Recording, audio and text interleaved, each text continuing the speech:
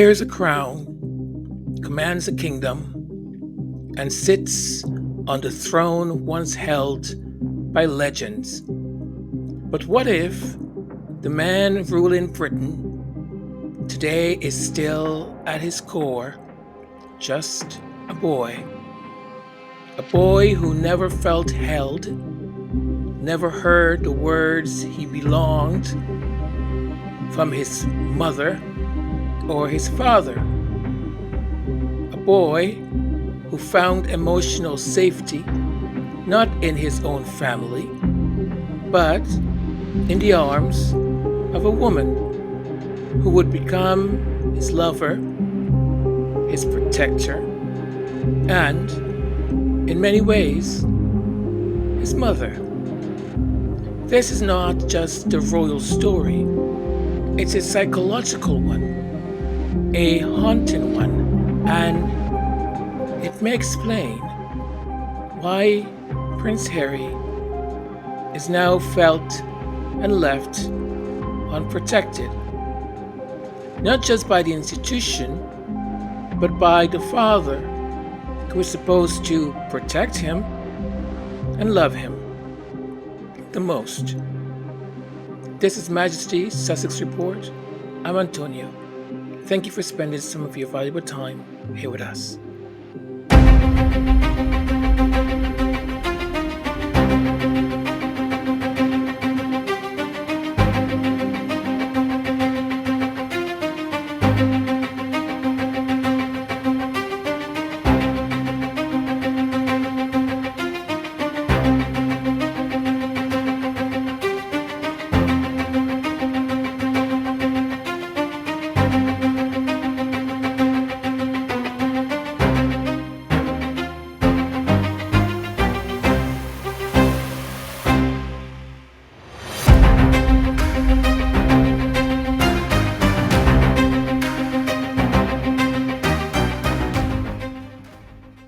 There is a kind of loneliness that seeps in early, the kind that never really leaves.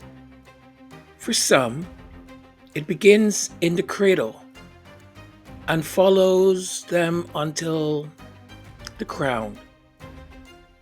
It starts in the quiet spaces where a hug should have been, a glance, a soft word, a mother's arm, a father's pride. Charles Philip Arthur George was born into royalty, but not into warmth.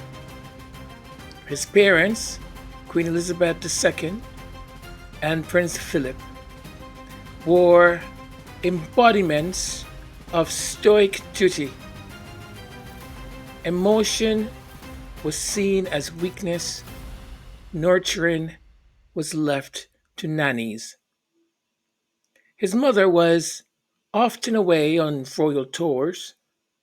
When she returned, there was no rush to hold her child, no softness in her presence. Prince Philip expected strength,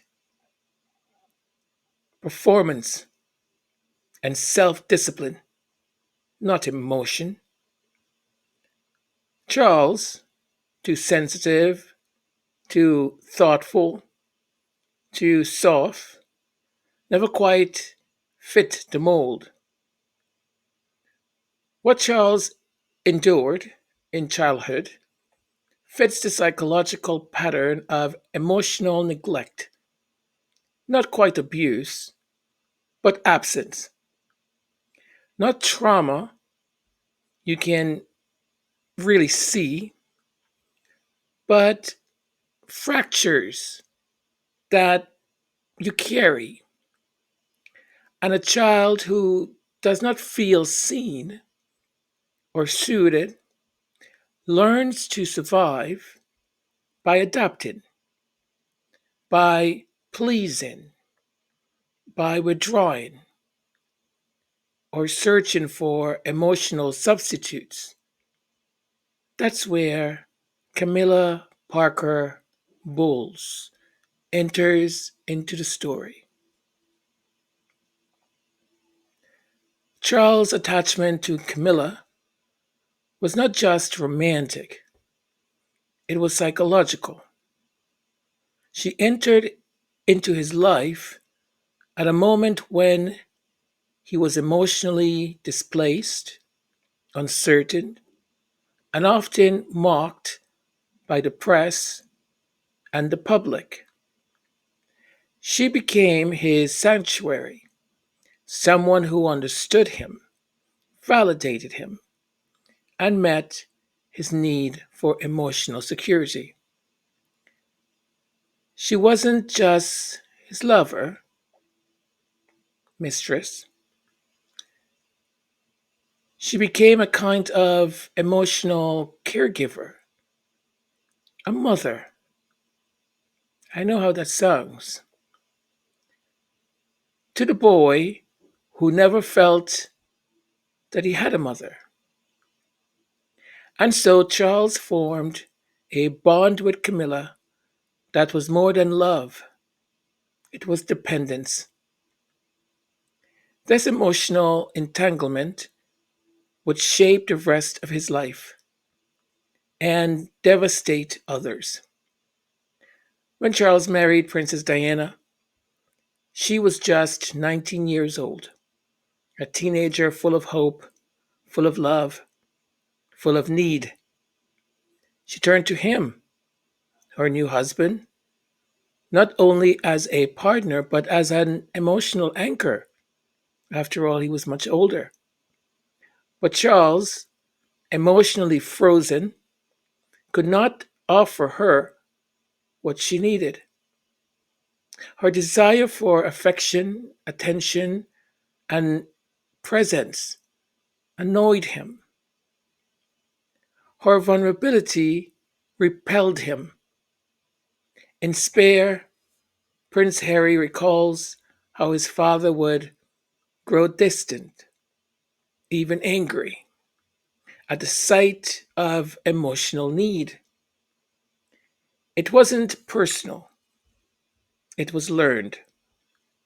Charles had no emotional language to offer, and so he ran, not physically but emotionally, back to Camilla, back to the woman who didn't ask for more than he could give.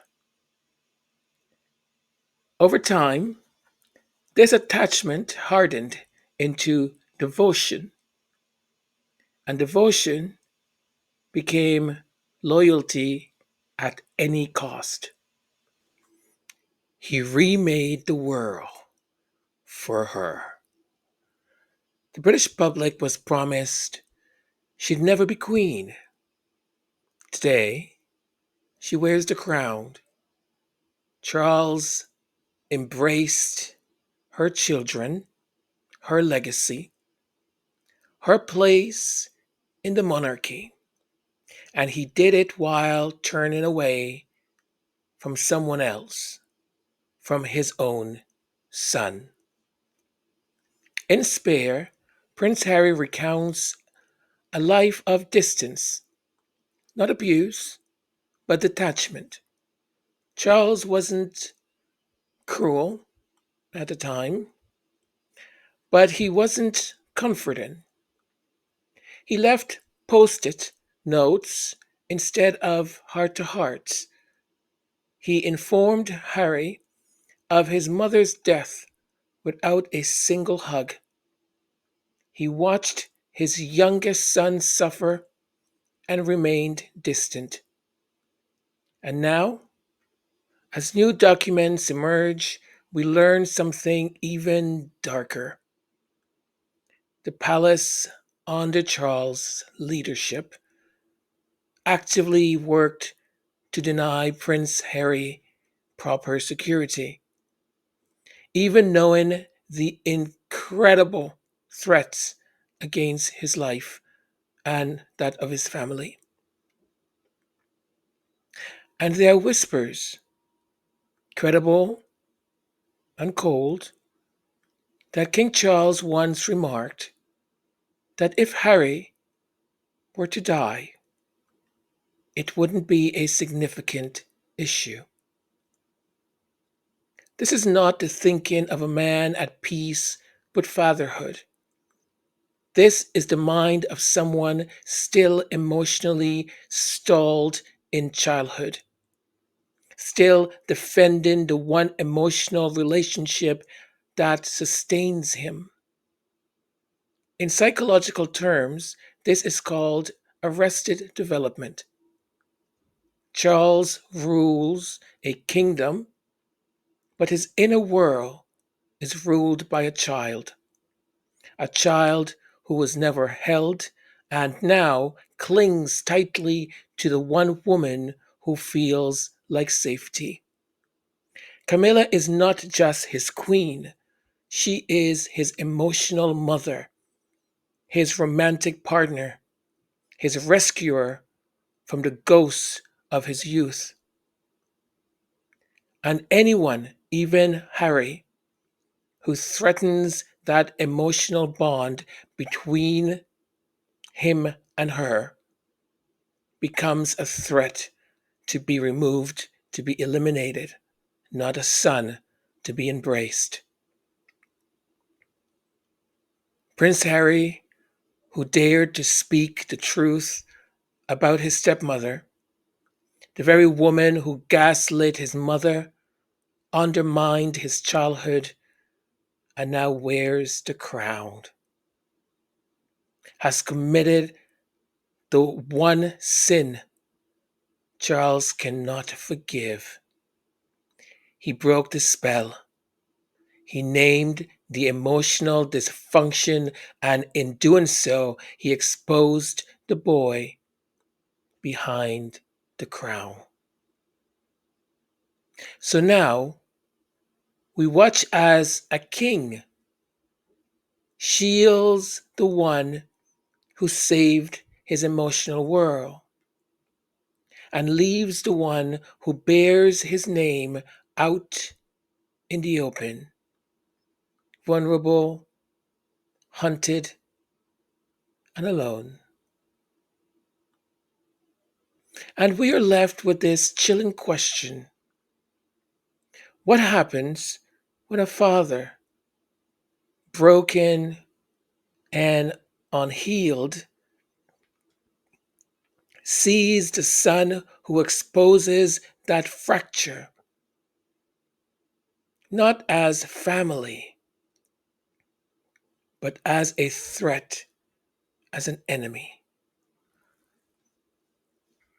And in some breaking royal news this evening, Prince Harry has wound up even more loyal royalists by having the absolute nerve to outrank Princess Charlotte on Google on her 10th birthday. Only hours after the Princess of Wales posted a picture of Charlotte on her 10th birthday, Prince Harry then jumped above her in the Google search rankings after having an interview with BBC America. How dare he? Don't forget, it's you that decides what jumps up the rankings on Google, not the person you're searching. Not only has he done that, he also dared to mention the health of the king and say he's not sure how long the king has left to live. Utter treason. Meanwhile, his brother, Prince William, the next in line to the throne, is already planning what to do to get his revenge when he becomes king, only when his dad dies. That also sounds treasonous. Rather than use this as a lesson for his young 10-year-old princess daughter and say, you know what, darling, the internet's not everything, there's a real world out there, he's used his time instead speaking to experts about how he can swerve the law and strip his brother and his wife of their titles. Little message for William: it's a constitutional monarchy. You literally are a ceremonial king. You wear a crown and you ride around in a gold coach. This is not the 1500s, mate.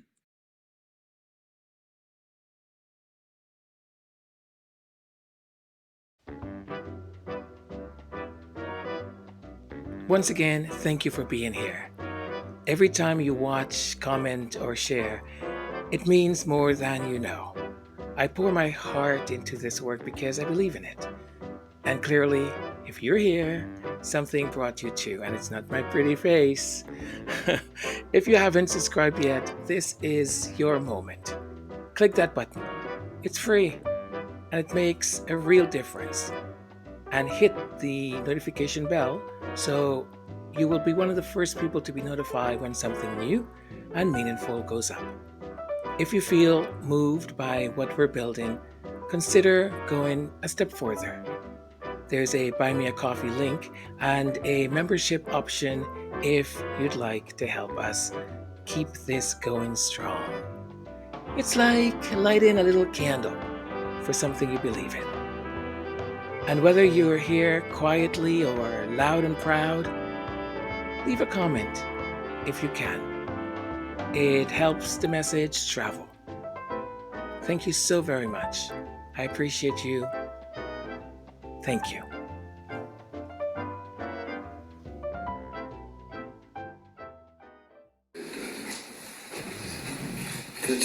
Yes, sir. You sound 12:30. We're going to do it. Something to. Oh, God, I hate this. Oh, look, it's going everywhere. Hang on. So nobody got you. Where's that? Oh, look, it's everywhere. Oh, there is bloody thing. What do I do? Everyone's stinking.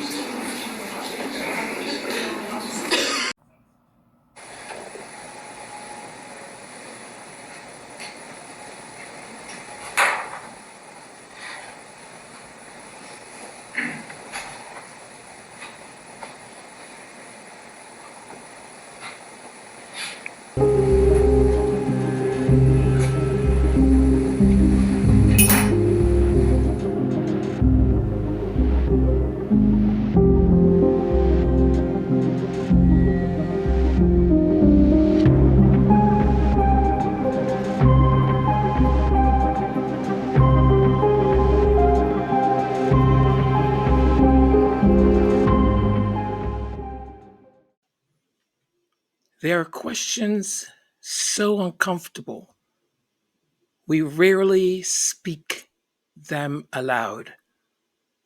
But the question now looming over Britain's monarchy demands confrontation. What kind of father denies his son protection, knowing full well he is in danger?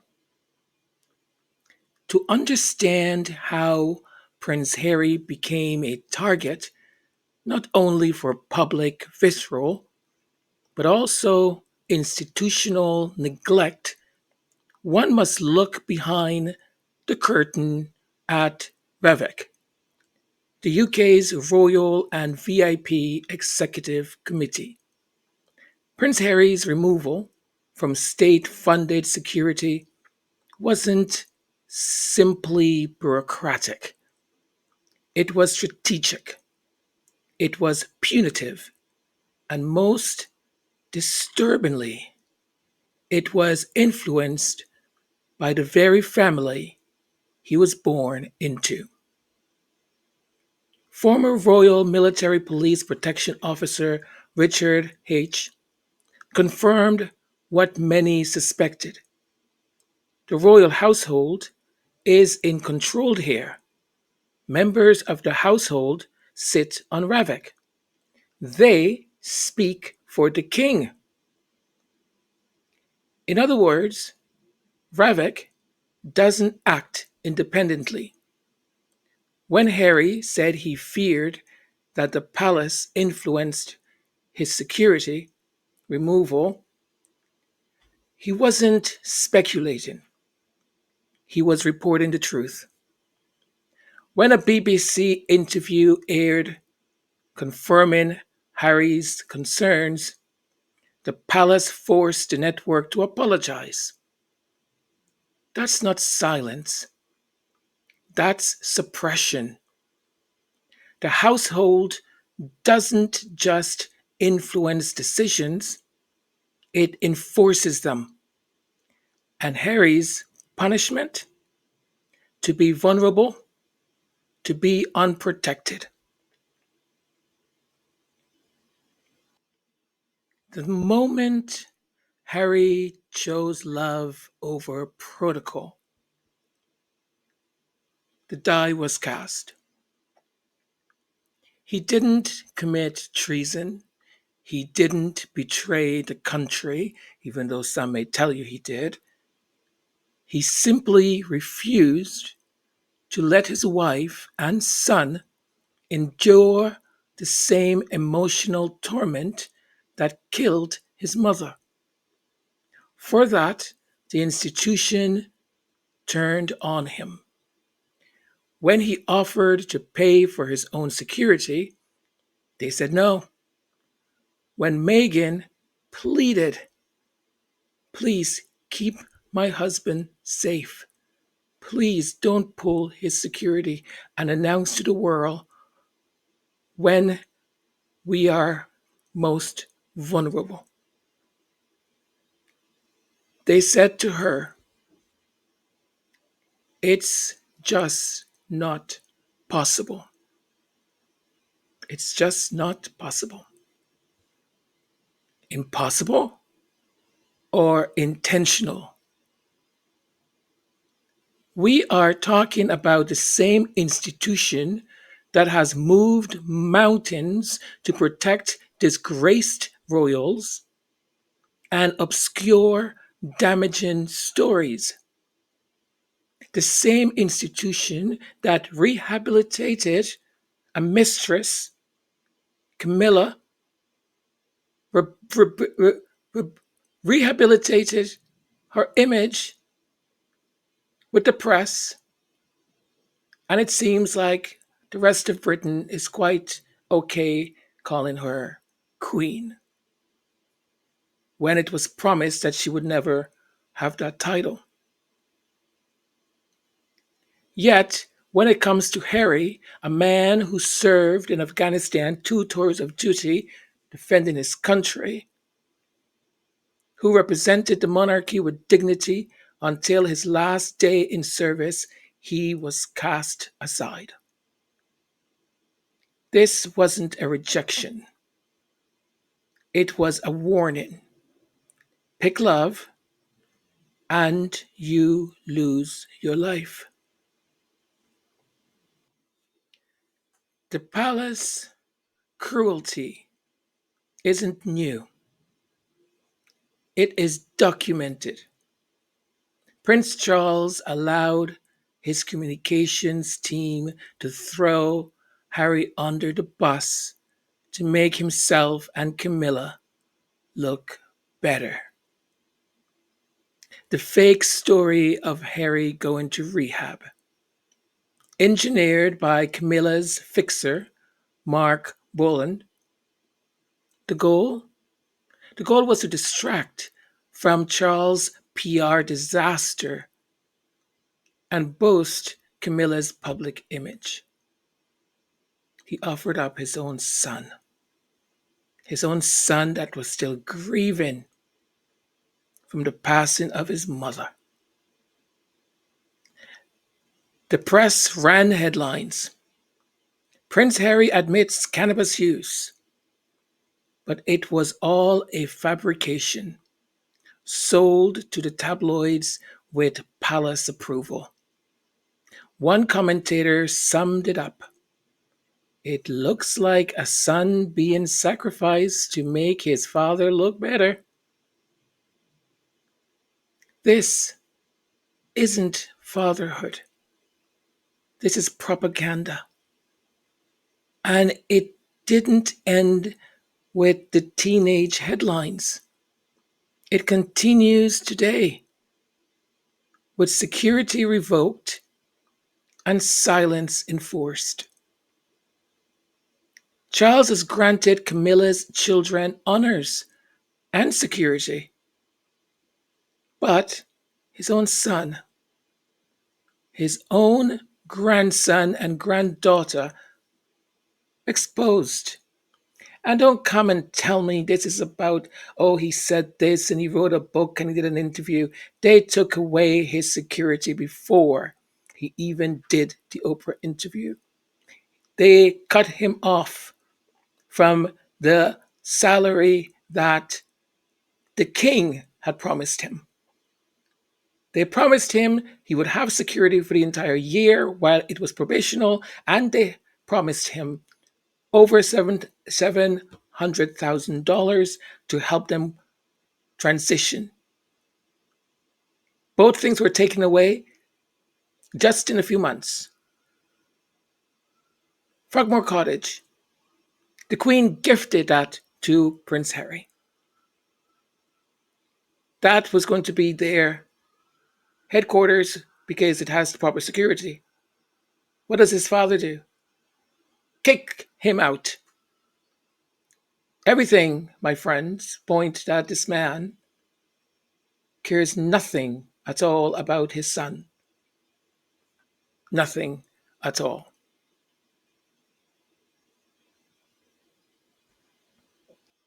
We must talk about the British media complicity in all of this.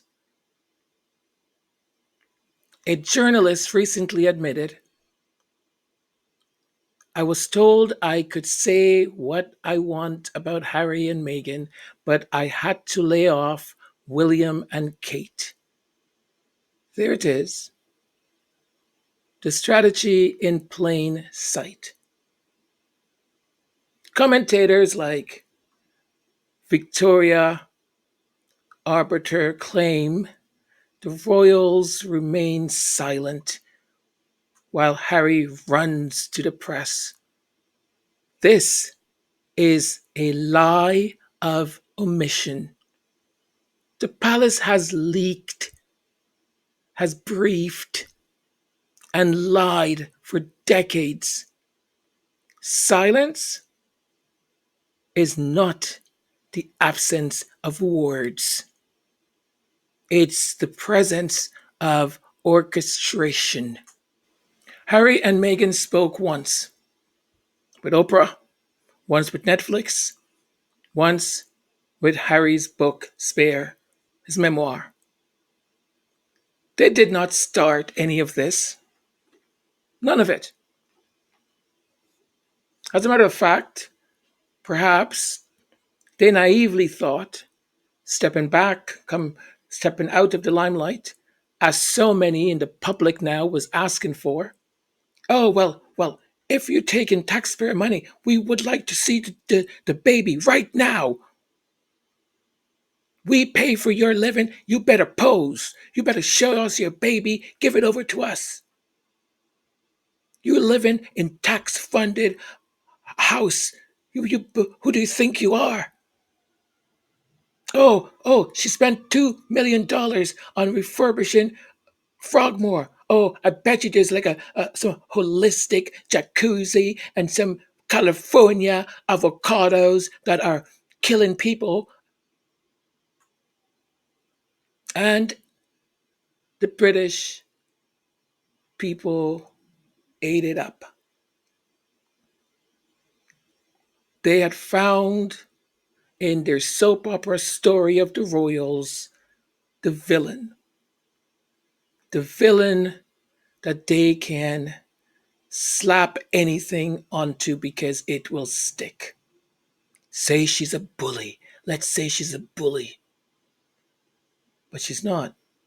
Yeah, well, she was sending emails at like 3 a.m. in the morning. Like, am I expected to answer those emails? Okay, yeah, she's a bully. She's a bully. Let's also use every stereotype that exists about black women because at this point, why even say biracial? Because you see, it's convenient for people, and I'm talking from experience here, it's convenient for people to label you and call you biracial when it's convenient for them. But otherwise, because you've got that drop, excuse me, whether it's a drop or two or 50%, oh, you're black. Because in the quiet times when no one from the outside is listening to them, when they're in the four walls of their comfort. They don't say, oh, she's biracial. Oh, he's biracial, mixed race. No. So well, he's black. She's black. So they called her everything. Exotic. They made insinuations that Doria Ragnar was supposedly selling drugs. They called her child. Compared her child to an animal.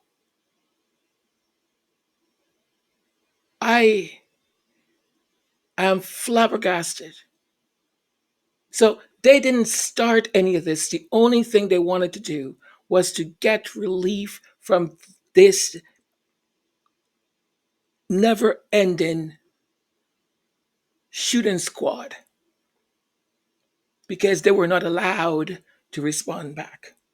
So people were writing autobiographies, people were writing essays in magazines and making plays and all this stuff. They knew what Harry and Meghan were thinking, and they were going to expose Meghan and expose Harry and all of that. And they're still doing it today. And that's 8 years ago. 8 years ago it started, and they're still doing it today. Right? So they thought they're going to step down, try and regroup, because they were already kicking them out of the country.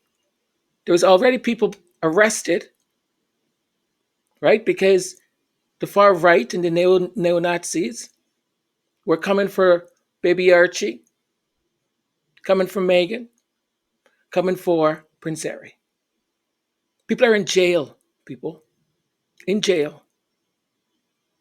And we still have idiots who pretend like they don't know what exactly happened. Calling Harry paranoid because they want to associate paranoid to him because they want to do the same thing that they did to his mother to him. Let's not fool ourselves. So they thought they're going to leave. So they leave under what was promised to them with trust. $700,000 for help them in a transition because Harry didn't have a job. Everything, the millions that Meghan came in because she made her own money, had her own money, came in as a millionaire. I can't say the same about a certain other princess. So they kept using Meghan's money. The refurbishment of Frogmore that was scheduled to have that refurbishment to be paid by the government. No. They told Harry and Meghan they needed to repay the $2 or $3 million plus. And they did it. They did it. While William and Catherine said that they needed to renovate, I don't know which freaking room or palace or whatever, that cost $24 million. They didn't spend a day in the damn place. Not a day. $24 million of your taxpayer money. But you see, the tabloids, the newspapers, the television shows, they don't talk about that. Because, as that reporter said, we can say anything about Prince Harry and Meghan. We're not allowed to touch the heir to the throne. So they thought, we have security for a year. The prince at the time, now the king, is going to help them finance their transition until they get on their feet, right? And they can always come back to the UK because they have a secure home. In just a few months, all of those things were gone. Were gone. First, he pulled their security. I have nothing to do with it. I have nothing to do with it. No, no, no, no. Oh, no, it's the government. It's the government. I have nothing to do with it. If you believe that, then you're a bigger moron than I think you are. Then no more payments came through. While Harry is frantically calling his father to find out what is going on, no response. He does not pick up the phone, does not take any messages, nothing. And you telling me that Harry is the one that cannot be trusted. He cannot be trusted. He can, hey, hey, ho, ho. He cannot be trusted. I would say maybe all of you need to look yourselves in the mirror. You're a bunch of hypocrites, a bunch of liars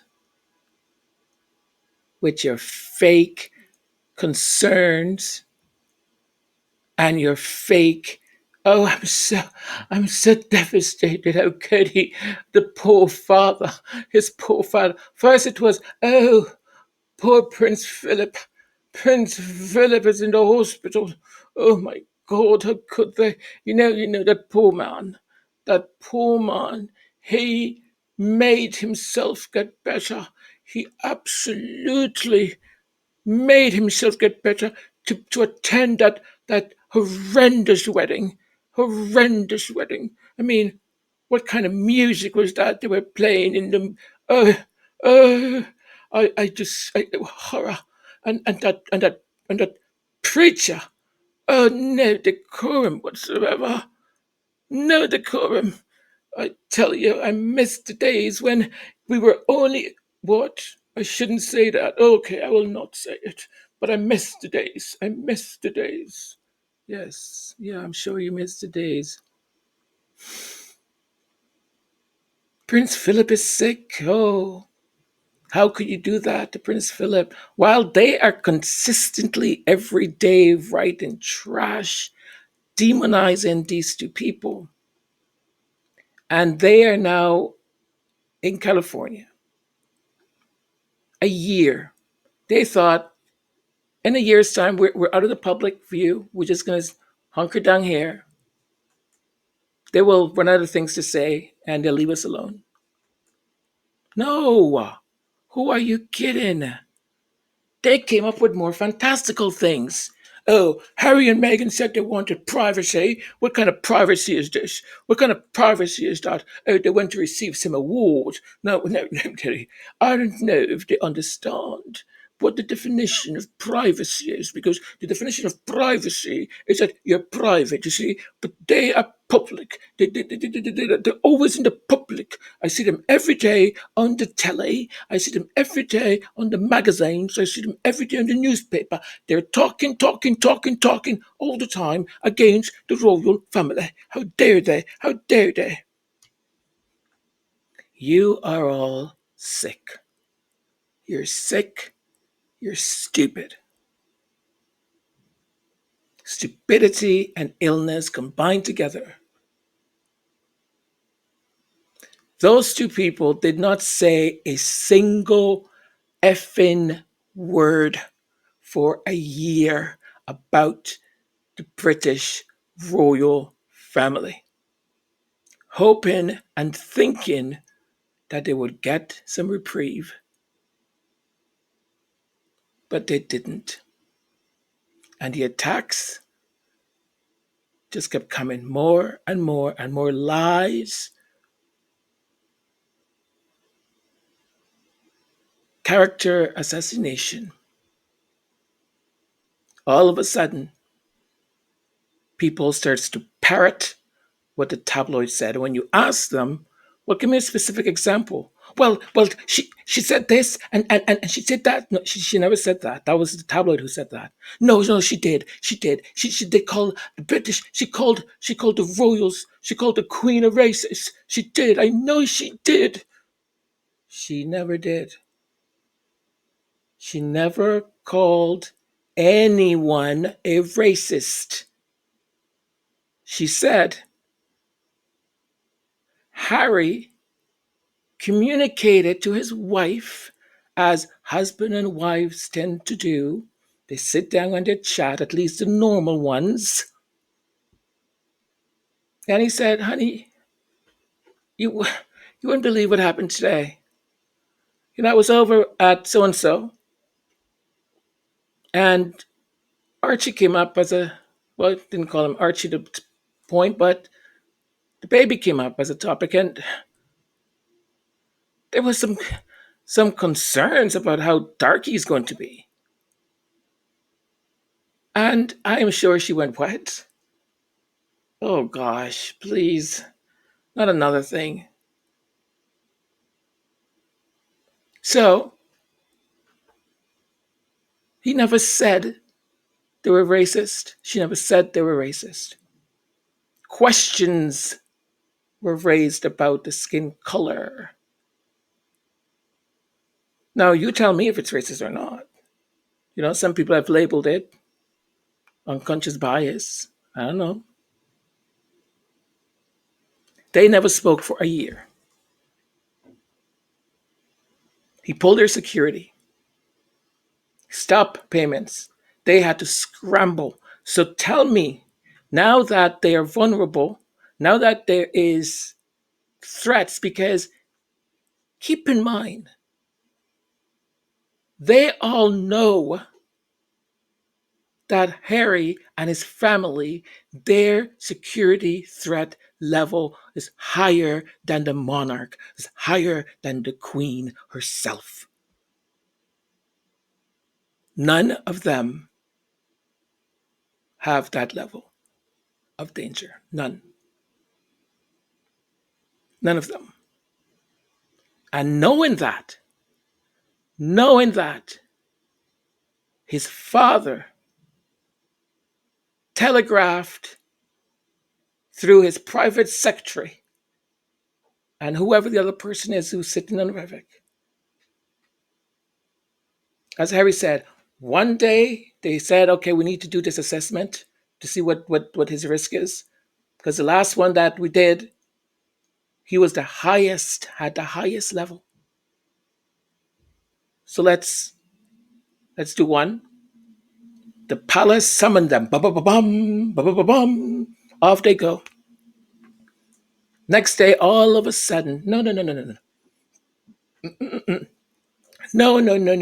He doesn't need any new evaluation, any new. No. Look, we're going to give him the special. Okay. We're going to give him the special. It's going to be curated just for him. Just for him. Why? Have you not stopped to ask why? Have you not stopped to ask? There are people that you don't know that have never served in the British government or been a civil servant, but for one reason or another, they receive 24-hour security paid by you. You don't know who they are, but they're paid by you. Liz Truss was in government, a month? And now she has security for life, paid by you. The prince that went to Afghanistan twice, that have always represented his country with dignity and honor. The prince that goes out and talks to the people, has the heart and soul of his mother. You wicked, wicked people say pull his security. We're not paying for that. I don't want my tax paying money to go to him. How quick you all forget. There is a saying which I will not get right, but one is never a hero in one's own land. You're never a prophet in your own land. But I am eternally shocked and surprised of how easy it was to turn so many of you against this man. So many of you. That you will listen to these royal reporters say all these barbaric things about a woman you don't know, about a prince that all of a sudden overnight he has changed that much. All of a sudden he's a little mouse that can't make decisions. He has this black woman with her voodoo controlling him. What is wrong with you people? What is wrong with you? So they did what they did with the Oprah interview, Netflix, and the memoir in order for there to be a record of their side of the story. Because until then, they did not say a word. And others were telling their story as they saw fit. So you people tell me, that stiffer upper lip thing? Well, yeah.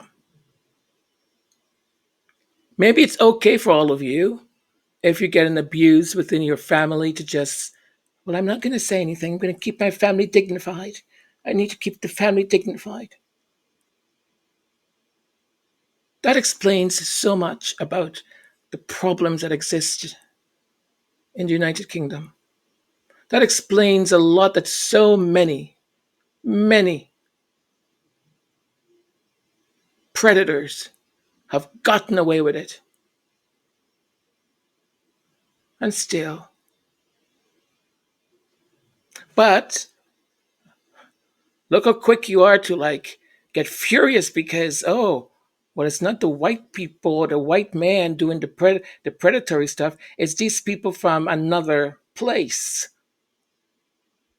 And then everyone is angry. Look, I'm not justifying anything, so don't say I'm saying one is right and one is wrong. No, it's all wrong. What I'm trying to say here is that this whole secrecy thing, it's not right. It's not dignified. You're also quick to say, well, Catherine did not say anything as a royal. She stays dignified. William did not say a word as a royal. He stays dignified. Oh, well, gosh. Oh, the king. He works so hard. He works so hard. I was lunching with Camilla, the queen, and she said to me, she goes, Becky, I've been asking him to stop working so hard, but he's so dedicated to this country. He's so dedicated to the people of this country. He's trying so hard to find solutions for the inequalities that exist in this country. He's doing his best, but I told him to stop working so hard. He wakes up at 3 a.m. in the morning. He barely takes a little tiny bit of oatmeal, and then he goes off somewhere. In one of the palaces, he takes an helicopter and he goes to another palace. Then he goes to the other palace through another helicopter. It's a lot of work. A lot of work. Mm-hmm. Yeah, okay. Yep. But Harry and Meghan are the problem. The guy who has done more for the people, more for your country than any other prince. And then you all say, no, it has nothing to do with who he married. Then what is it? Because anyone who's intelligent enough, and maybe that's the problem, can recognize how much the newspapers and these tabloids and these royal correspondents lie. How do they know what the king is thinking? How do they know how Prince William felt about whatever? How do they know? Oh, well an insider? An insider told me he's very close to William. him and William wake up every morning and they brush their teeth together. And Jason, I mean, and they just they go running, you see. And they're intimately together. So he's the one who told me this. That William is just he's just going to put a stop to all of this once he becomes king. Then William needs to go back to school because he doesn't even know how you can't just become the king and take away the title. So if he indeed said that, he's an idiot.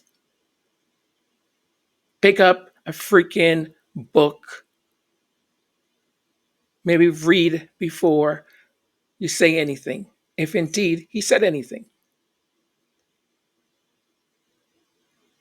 So all of this is happening to them. But all of you see it the opposite. It's them that is, they didn't talk. The tabloids are talking. They didn't say a word. I hate what I'm going to say next. They did it because they know what happened to Princess Diana. They knew what happened to Princess Diana. And in case something were to happen to them, they wanted there to be a record from their point of view of what had happened. And none of you will convince me that what happened in New York City was not just a warning, or maybe they were looking for more.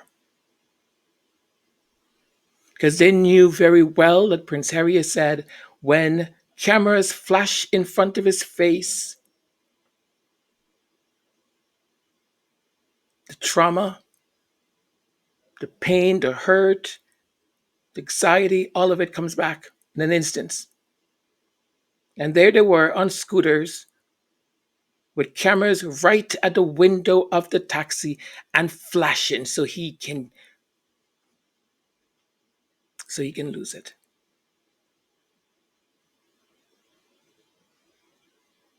What kind of people do this to their prince? What kind of people? Vile, vile people. Vile people. The question is not whether Harry can be trusted, because that's their big thing. The question is whether anyone else can. Because as far as I'm concerned, he's the one can trust the most, not all these other people. The most devastating truth of all, they know. They know. They know Harry is at risk. They know Meghan faces racist propaganda, violent threats. They know she's at risk. They know that their son, Archie, was called names no child should ever be called. They know the paparazzi and the tabloids are willing to hunt them as if they were prey. They know. And still, no security, no support, not even the option to pay for it. So for all of you, I don't have my taxes. No, he said, I'll pay for it. You see, the goalpost always changes, right? Oh well, she has to show her. She has to show us the baby because we pay for it. And she decided, no, I don't want to just that's my child. That's my child is not some object. So that well, we pay for your this. We so you have to perform. So they decided, okay, listen, we will take ourselves off of that. We'll make our own money. We'll still serve the queen, but we're not going to take any taxpayer money. What did and don't come and tell me Queen Elizabeth came up with this, because she didn't. She didn't. So the king and his heir and their little courtiers or their lovers or their partners or whatever it is that they do with them decided, ha ha ha, I have something to tell you. This is what we're going to do to this little, yeah, we're going to teach them a lesson. Yeah, yeah. Richard H. laid it bare. Threats don't vanish when you leave the royal family. How stupid do you need to be to understand that? Harry is still sixth in line to the throne. The threats remain. But the institution would rather risk Harry's risk his death than admit its wrongdoing. If tragedy to ever struck, and God forbid, but the grace of God, the protection of God, it will not happen. They would issue condolences, but it would be the tragedy that they allowed, and perhaps the tragedy that they wanted and even calculated.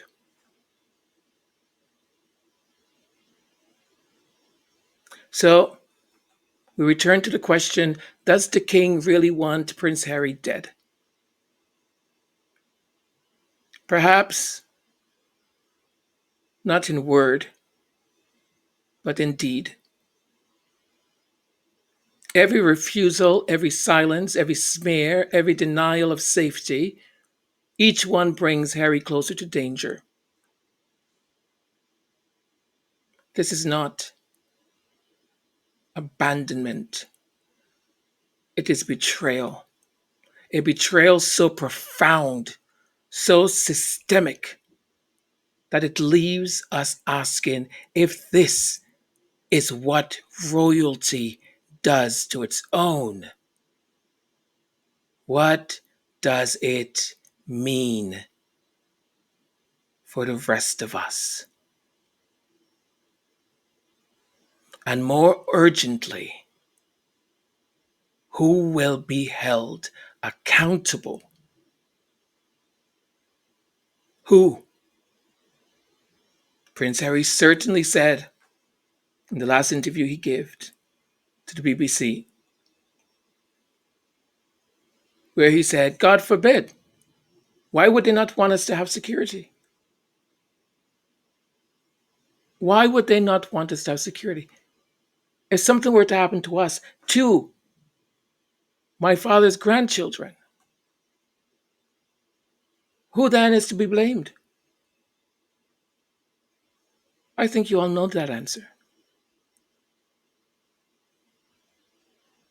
And this latest thing about because the man asked a question,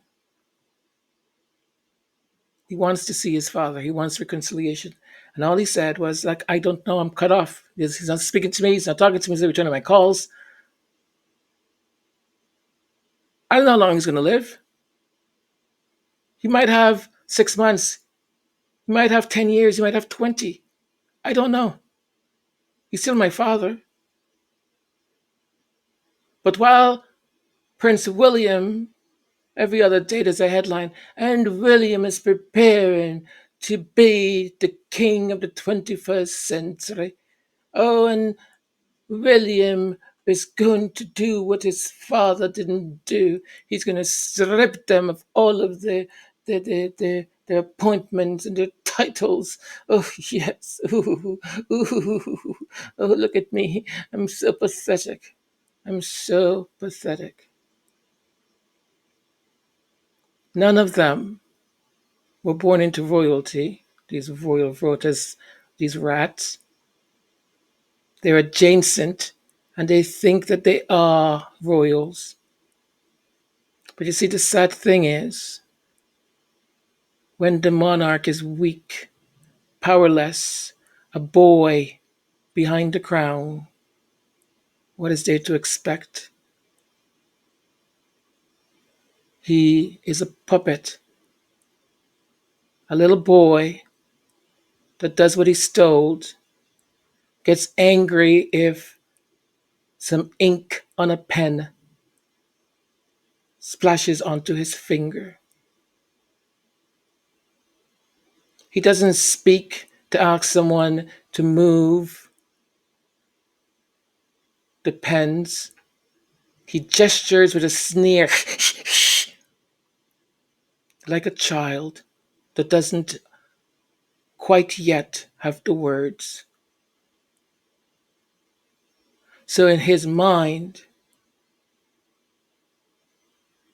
they have offended his emotional, his mummy, his lover, his tampon lady, his everything. His everything. He has security for her children, her grandchildren.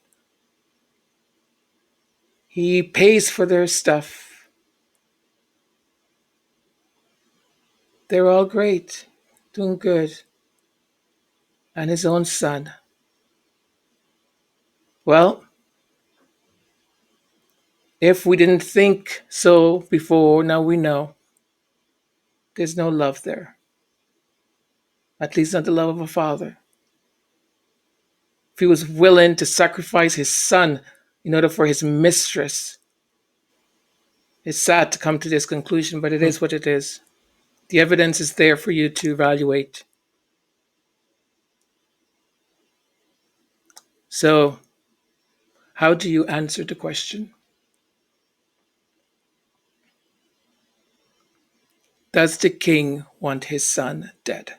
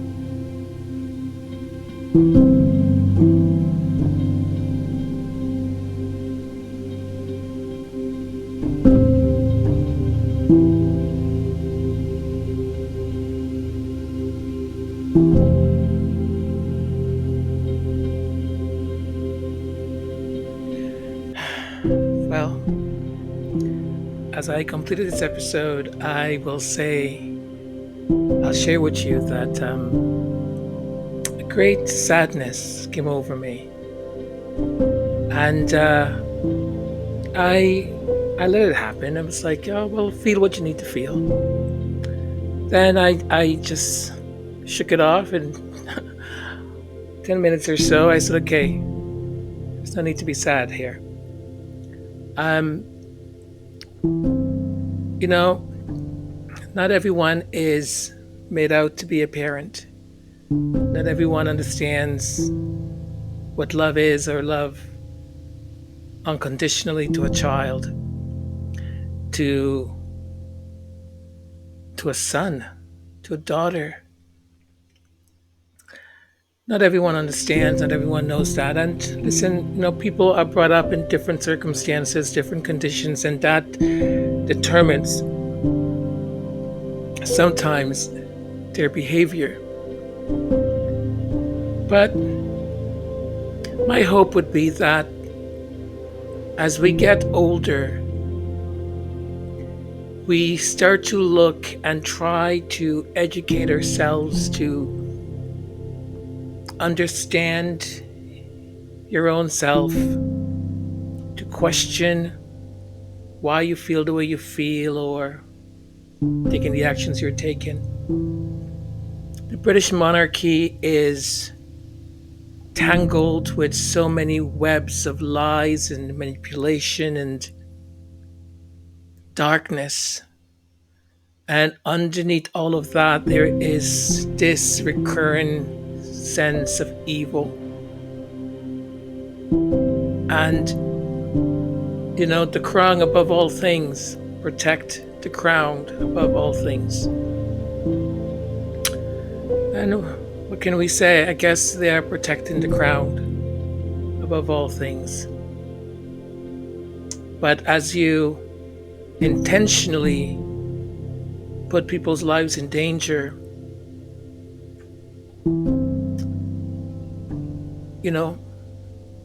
your responsibility for that will come back to you.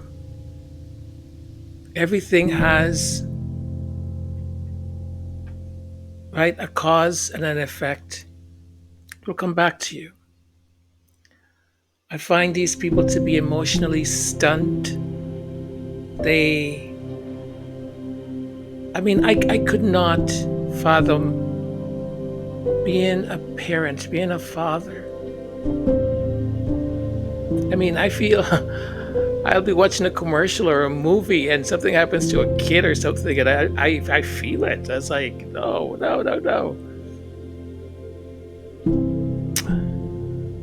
Oh well. I really hope you got some value out of today's presentation, and let's continue to uplift the Sussexes, pray for them, because nothing else is as strong as our prayers.